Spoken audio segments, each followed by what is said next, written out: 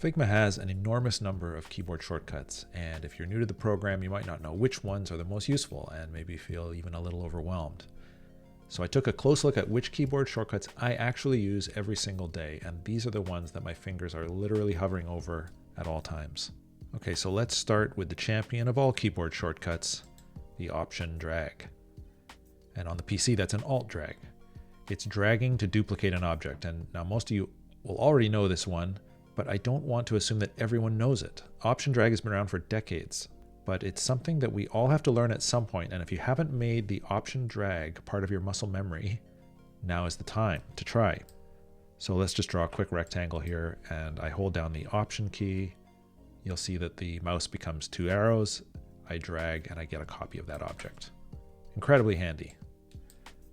Option drag's close relative is Command D or Control D on the PC, which, after you've done an option drag, will duplicate your object again, repeating the same transformation. Let's do a real quick example here.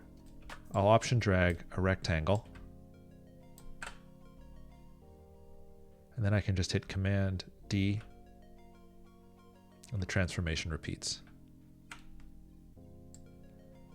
What you might not know is that you can also rotate it, and that transformation repeats as well.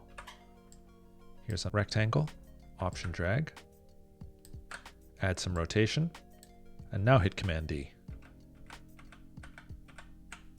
Very useful.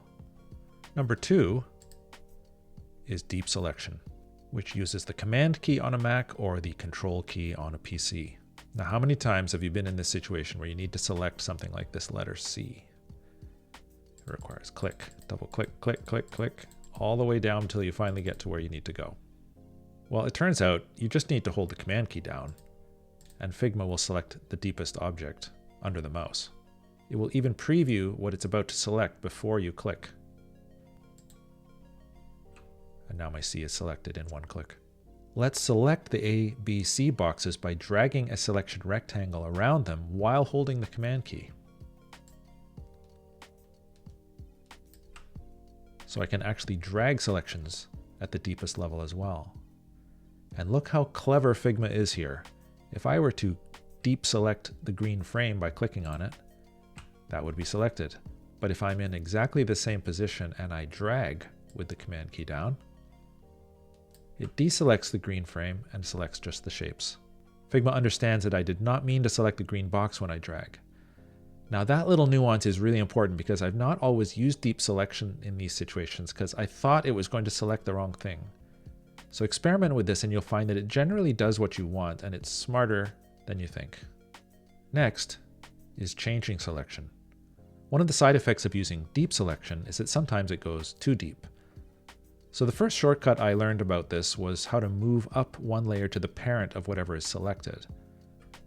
If I select this green box and I want to move up a layer, I can hit Shift Return, and now I get the frame containing all these boxes. If I hit Shift Return again, I get that enclosing frame, and so on all the way up to the top.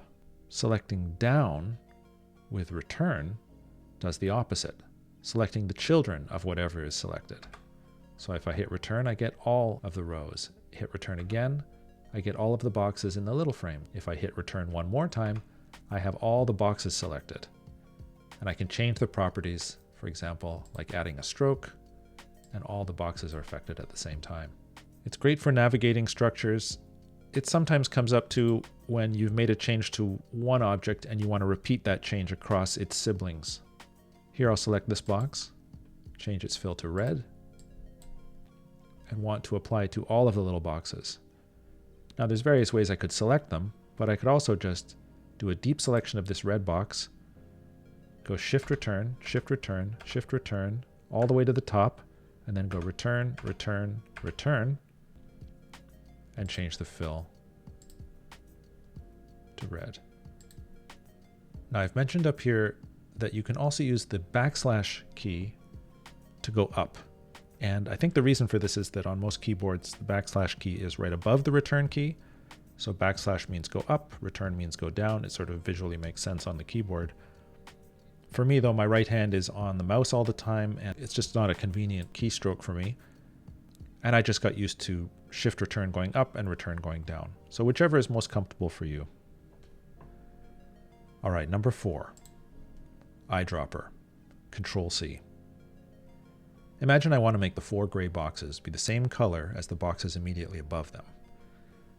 Until very recently, I would have clicked on each box, clicked on the fill property, grabbed the eyedropper, clicked on the color I want, and then go on to the next box, fill, eyedropper, and so on.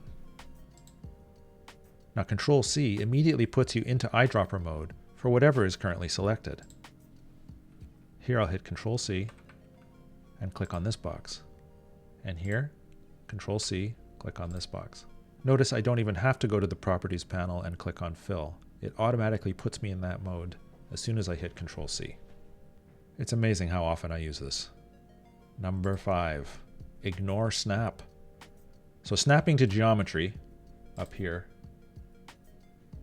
is incredibly handy when you're drawing straight lines or trying to align to things, and I tend to leave it on all the time, but I bet at some point you've seen something like this. You're just trying to align an object optically with something else. Like in this logo, I'm trying to position this blue dot where I think it looks right to me. And Figma is furiously trying to align it with other stuff.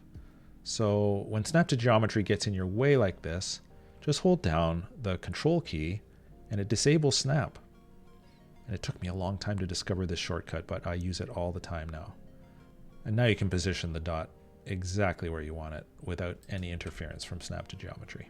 And finally, I know I said only 5, but I have to give honorable mentions to these keyboard shortcuts that I also use a lot, just not quite as much as the others, but I think they're really cool. And I think they should be part of everybody's muscle memory. Move to front and back, pretty straightforward. Right square bracket moves to the front, left square bracket moves to the back of whatever frame the objects are in. Now, paste to replace is a beautiful and powerful shortcut. Now, I don't often use keyboard shortcuts that require 2 modifier keys because mostly I can never remember them, but this one is indispensable. So imagine you want to replace one of these green boxes with this red circle. I can copy it, highlight the square that I want to replace, and hit Command-Shift-R, or Control-Shift-R on the PC. It's a paste that replaces the shape that was highlighted. What's also amazing is if I want to replace all of these green squares with red circles, I can copy the red circle, highlight all of the green squares, and hit Command-Shift-R, and each individual square gets replaced by the red circle. I think with a bit of experimenting, you will get to really love Replace. Okay, well, those are the keyboard shortcuts I use more than any others every single day, and I hope you found that useful. See you soon.